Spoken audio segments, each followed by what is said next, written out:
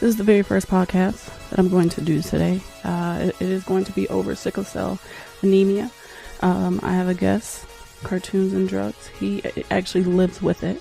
He is a part of my community. He's a part of Neen's community, Phoenix, Crimson, Shadow. Anybody within that tight circle knows that he has sickle cell. And we're going to chit chat with him, see life in his shoes. So we're just going to chat. We're just going to talk about it. We're just going to discuss about it. We're going to talk about YouTube. What's up, Cartoons? How you doing, love? We're going to just discuss. So we're going to have an open mind, listen to what he has to say. I want to learn because he is the only person that I personally know that has this disease. I know it affects thousands and millions of people in this world, and I want to utilize my platform since it is Sickle Cell Awareness Month. That's why I'm wearing red for the color, because it is important to get the word out of what it is, how they live with it, what they go through, the good, the bad, the ugly. You know, I don't know. I don't know, how he does his, daily life. And we're gonna kick our shoes off. And we're gonna put our feet in his shoes and see where he comes from. And that's what we're gonna do today. I'm so excited about this because this is my very first podcast, and we're gonna have a good time. It's gonna be just good vibes, positivity across the board, no negativity. We're just gonna cut it right there at the door. No disrespect whatsoever is tolerated. I could care less if it was a joke or not. 100% respect for my guest, Cartoons. He did not have to agree to this, but I am grateful that he did, to get his word out, to let his voice be heard, not only on his YouTube channel, but also on the Twitch platform as well, with something that he lives with every single day in his life. So we're gonna get started. We're gonna do this. Let's do this.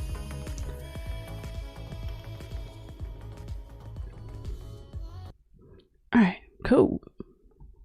Nice. I'm glad everything works. Irritates me when things don't work.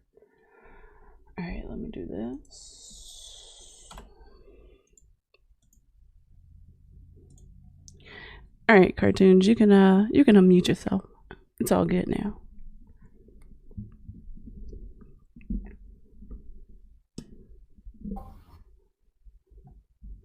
Hello.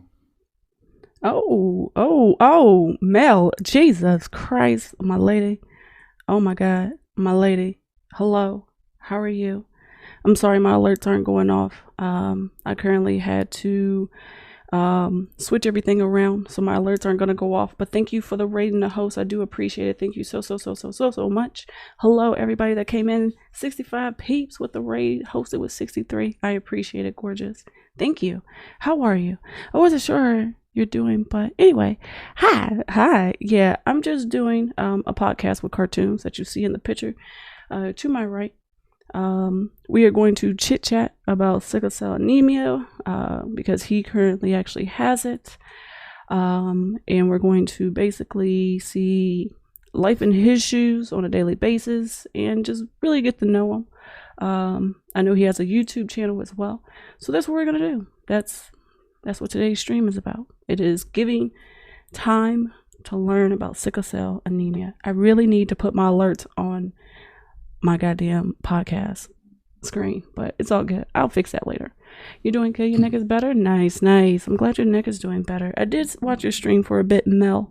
I had to kind of work on a few things for today's podcast just to make sure everything was sound as it possibly can be, but I totally forgot to put my alerts on my OBS screen, apparently. But it's all good.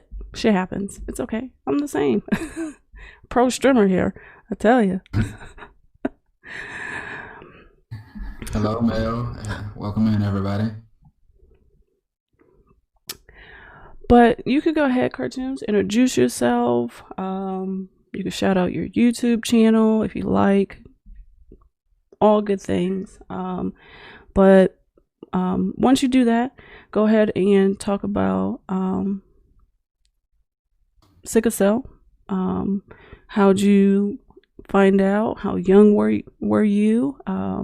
If you were an adult, just your daily life. Like, how do you live through it?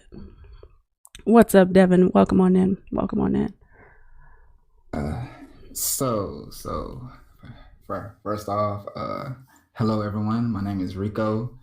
I go by Rico Smilez on the YouTubes. And as Izzy mentioned, I do deal with sickle cell anemia. This is a disease that affects many Black people.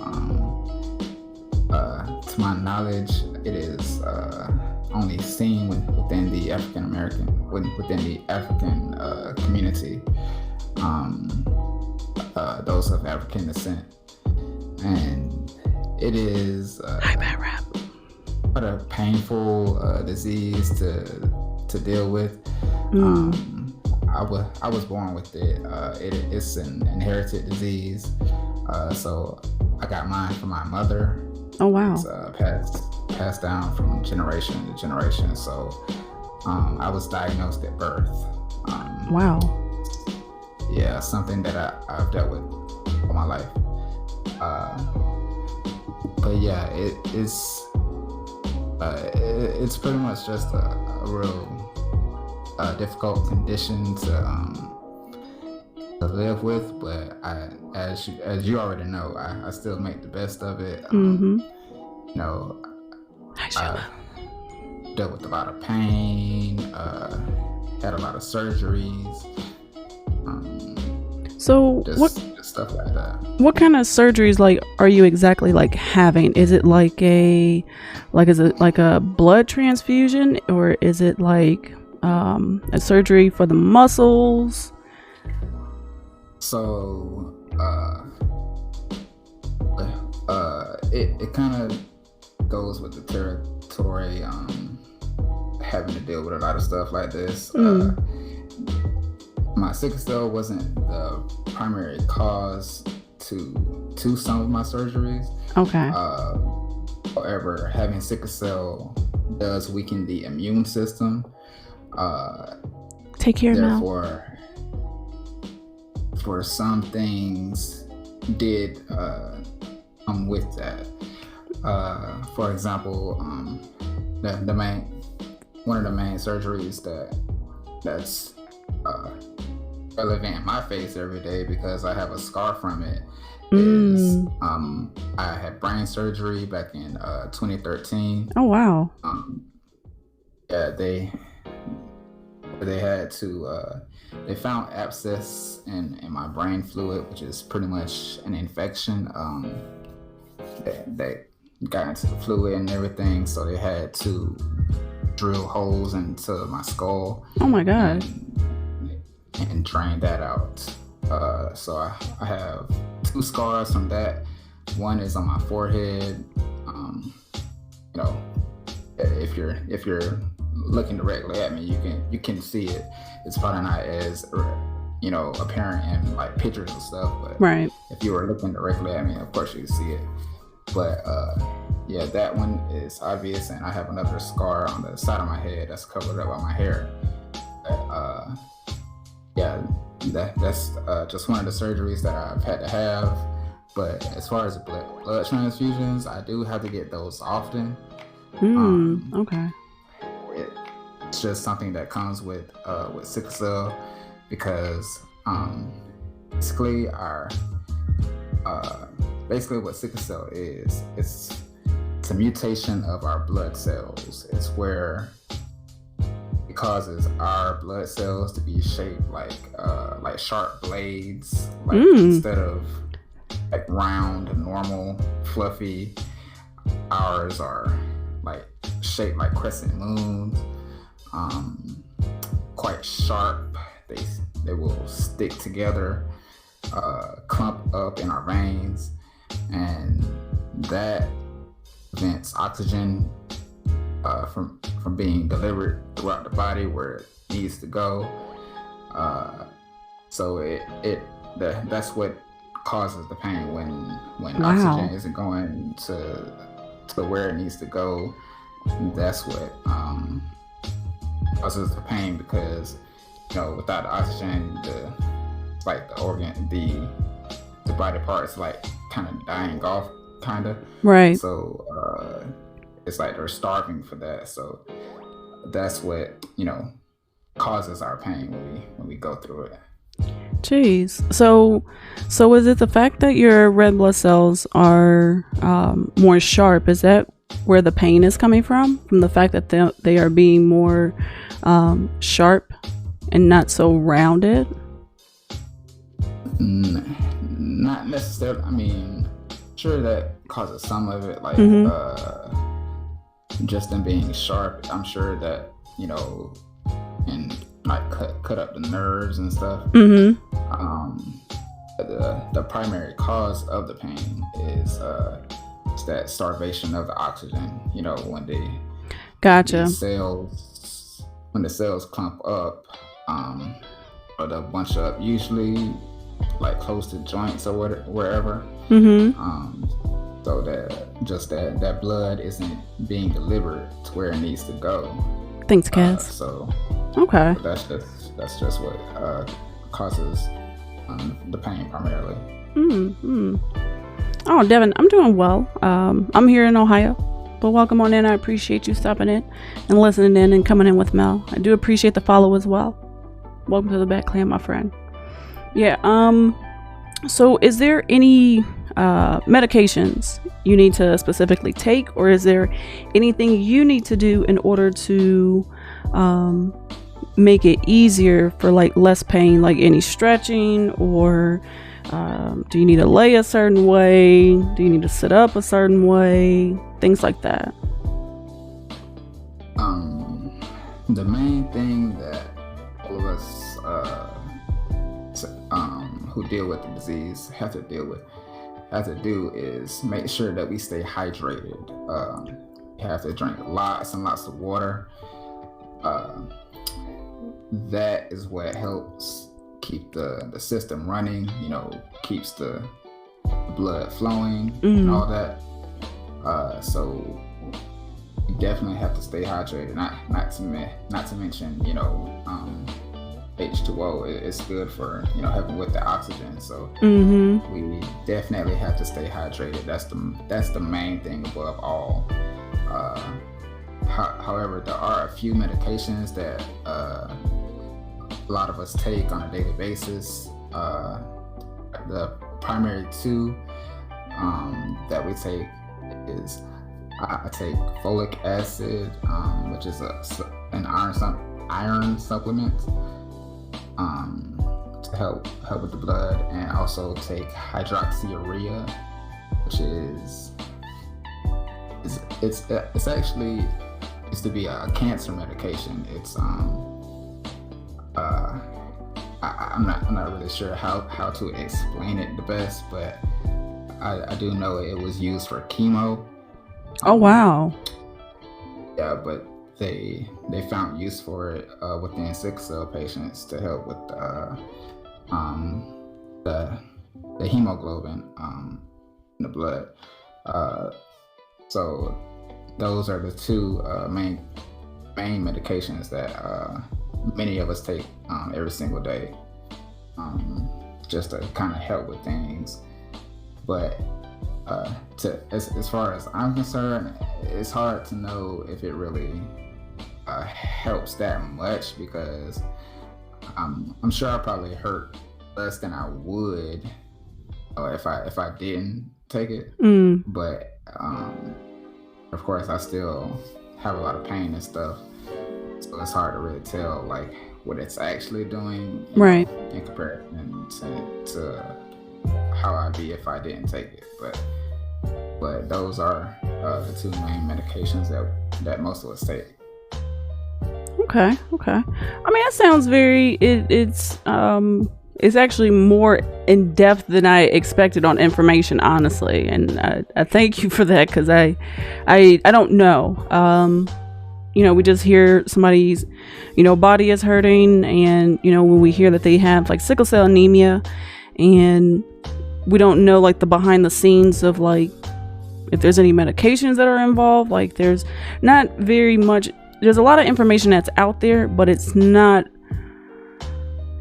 so given, like, when it's like breast cancer awareness, and there's like thousands of commercials going on about it, and giving out websites and phone numbers and links here and there about, all of this information. What's up, D Wells?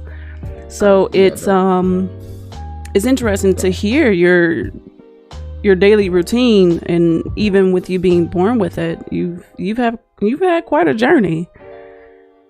Oh yeah, and and not just with the brain surgery that I mentioned. I've also had a bunch of like other surgeries that just kind of came with it. I had to have my gallbladder removed. Oh my God. Had to have like sinus cavity surgery. I've had to have like many other types of stuff like that, and most of those were caused by infection, which like I said, just comes with the territory, because we don't really have an immune system. So it's definitely easy to for us to get an infection or just something happen like that. At the beginning of this year, actually, I came close to losing my foot, because I had an area on my ankle that got infected, and according to the doctors, it was looking real bad, like it had went down to the bone. Jesus. They were thinking that they may have to amputate, but luckily we caught it just in time, so they were able to treat it. They did the it's called scraping. They just cut out the infected part from the foot. So they caught that just in time, and it's a lot better now. Man. Yeah, because I remember you said something about that, and you said, I think were you on crutches? Something like that. I was using a walker at the time. Okay. Man. So are you more prone to getting sick than just a person without sickle cell? Like, is just getting sick just easier for you? Yeah, most definitely. With me, I'm lucky in the fact that I don't really catch like colds and stuff like that too much. I'm usually good at taking care of myself, so I don't really have to deal with like stuff like that too often. But it is definitely a lot easier for me to get sick than just anyone without it. Hey, Jen. Yeah, because even with all the surgeries, it sounds like even if you because I know it depends on like the surgery, that you become less immune to fighting like a simple cold or even just the flu. And I know with you having like brain surgery and and having to have cells taken out of your foot and things like that, and your gallbladder at that, I can only imagine your immune system is fighting harder than just the normal human body can actually fight it. Right. It's almost like it would struggle a little bit more. in a sense, to try and fight it as best as it can. Is there anything you have to take if you do get sick, since you do have sickle cell anemia and your immune system is not as strong? Or do you, or can you like still take like the over the counter like cold and flu drugs and basically deal with it just the normal way without having to be so have anything extreme that you have to really do? Yeah, for like colds and stuff, yeah, just like over the counter medicine would be just fine. But like if it's like if it's like a bad infection or something like that, when I go into the hospital, they'll usually give like IV antibiotics and stuff like that. The real strong ones. I've had to have quite a few infusions like that. On top of, like I said, the blood transfusions, which we do have to receive a lot. But as far as treatment for the pain itself that comes from the sickle cell, I do have to take pretty strong pain medications. Oh wow! Which is not the best to deal with. It's been rough with that because those medications, they are addictive, and when it was just difficult to deal with like all through life. Like I have to take stuff like that. It's hard to get off of it. Yep. I've actually been addicted to pain medication since I was about like around 9 to 10 years old. Wait a minute. You've been taking strong pain medication that you can get addicted to since you were 9. Yes. And you have to. Oh my God. The doctors started me young, and I got addicted young, and I had to deal with the struggle of it, like all throughout life and stuff. And I really didn't get better with it until about a few years ago.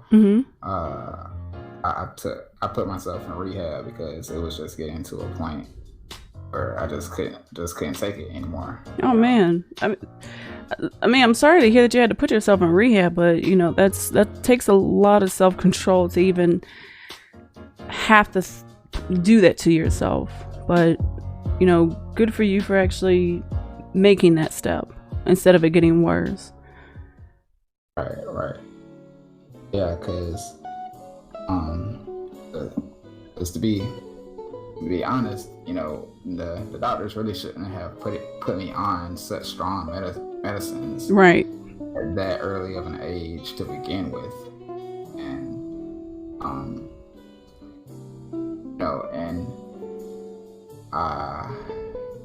I've dealt with like many overdoses and stuff like that. I experienced my first overdose, I believe, when I was 12. Oh my God. And when I just think, when I think back to those times, I'm like, man, I could have really, been out of here right at 12. Like would have never. I wouldn't be here to talk to you now. Right. Over a freaking addiction that could have been prevented. So that's another part of it that many people with sickle cell go through, and it's not just us, getting addicted to it, but that is also the perception with a lot of doctors about many sickle cell patients, because they think that when we go to the hospital, we're just searching for a fix and stuff like that. They think we're just putting on for the nurses or whatever that our pain isn't really that severe and stuff like that. No, it even for many of people who deal with the disease, who aren't addicted at all, when they go into the hospital, they still have to deal with that judgment, you know, because it's such a not only did not many doctors understand or know about sickle cell, but that there's also that perception about it. So it's hard to get what we really need when we go to the hospital and stuff. Right. So yeah, it's just a bunch of it's a bunch of bullshit. You can say it. If you don't say it, I will. Hell, that's bullshit. I mean, but that's crazy. Like, it's crazy how you can take a kid and give them something like, and I can only, like, there's Xanax, what is it, Oxycontin, Vicodin.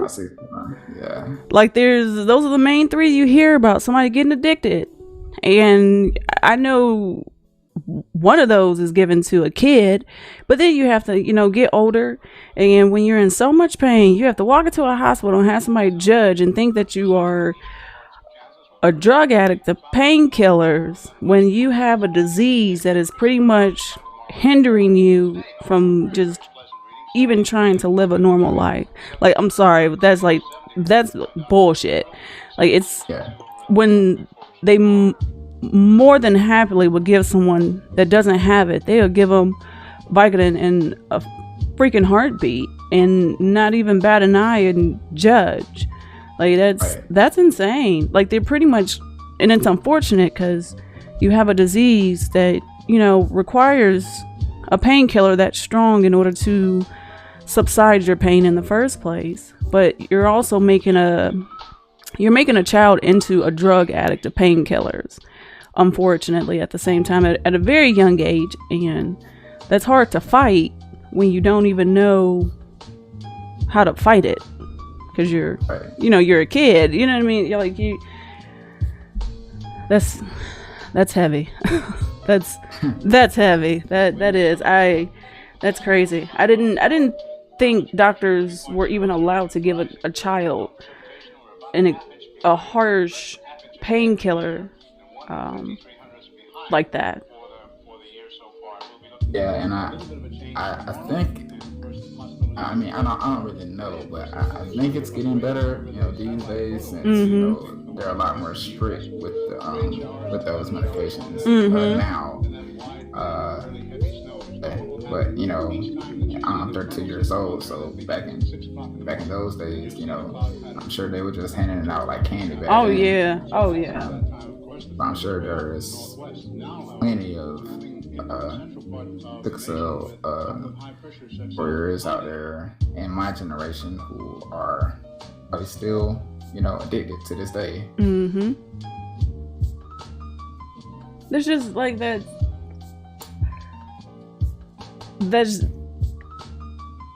I'm a little just shocked because it's like back in the 90s when you hear about like DARE, and everybody knew how cheesy what DARE standed for back in those days, about drugs and alcohol and all of that. And like, you have someone that is, I'm not going to say intentional, more or less they're being given something that is going to eventually affect their adult life a lot harder, a lot faster than like a normal, 9 to 12-year-old. Like, you're not necessarily like a normal kid because you're getting addicted off of something that you have to take for your body to stop hurting. And that's very unfortunate that we had to live in times like that where drugs didn't have restrictions because they didn't know people can get addicted to something that put them on freaking cloud 9 and bumping their heads on airplanes. Right. You know what I mean? That's crazy. I had no idea. I really didn't. Yeah, and it's just among the things that that that and people just don't know about, because this isn't a disease that's widely talked about, widely researched, and stuff like that. So even for us who deal with the disease, like, well, we still have to learn every day ourselves. Like, it's just not enough information on it. It's not as accessible as breast cancer and like leukemia. Yeah, T-Boss has sickle cell, but what's so crazy, Jennifer, is I heard that she managed to recover from it. But I'm not sure how true that is. Like, I'm not sure.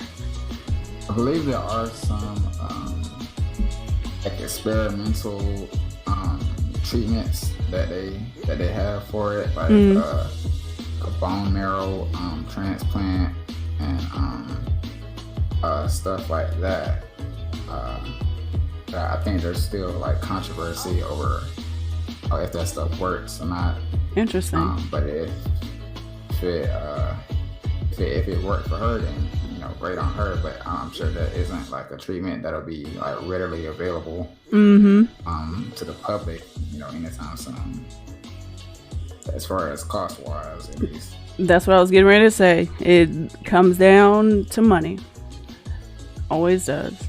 Even the medical field, unfortunately, is nothing but just a huge corporation at the end of the day that's trying to still function, but at the cost of lives, unfortunately, is what they have to deal with as well. So yeah, that's like it's the only celebrity that I know of that actually legitimately has it, and besides yourself, and with like the painkillers and surgeries, like it's crazy. Also, Prodigy of Mobb Deep, the rap group, he had it. He passed a few years ago, but he also had it. Oh, I didn't know that. Yeah, he had spoke about it a few times, but I don't think it was something that was just known. But yeah, he dealt with it. I don't know if he died from the disease or something else, but I do know that he had it. Man, yeah, I don't think anybody with sickle cell wants to read that someone passed from it, because you're trying to make it as easy as possible to deal with it on a daily basis. Like I didn't know Prodigy had it. I know he passed, but I didn't know he had sickle cell. Interesting. All right, so I'm gonna shift it.